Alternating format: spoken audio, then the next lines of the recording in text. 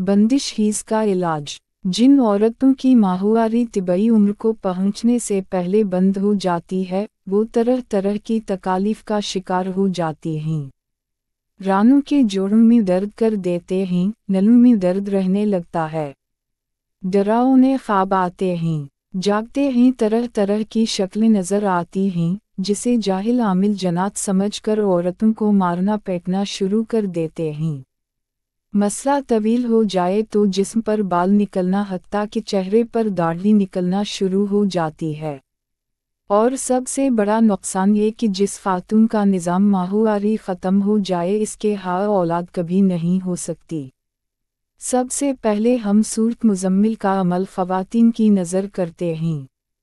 रोज़ाना सुबह 21 बार और शाम को 41 बार सूरत मुज़म्मिल बंदिश हीज़ के ख़ातिमा की नीयत से पढ़ना शुरू करें। इंशाअल्लाह बहुत जल्द खुशी नसीब होगी।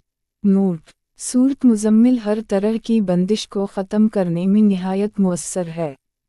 माली बंदिश के ख़ातिमा के लिए भी सूरत मुज़म्मिल के अमलियात हम अपने मकाम पर दर्ज कर आए हैं।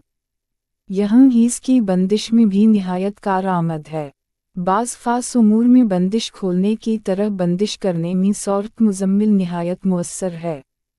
अगर माहवारी रुक गई हो, जिस खातून की माहवारी बिल्कुल बंद हो गई है, इसे दर्ज ज़ैल आयात लिखकर नाफ पर बांधें और 101 बार पढ़कर खातून पर दम भी करें और आप जमजम या आप बारान पर दम करके उसे दिन में 5-7 बार पलें।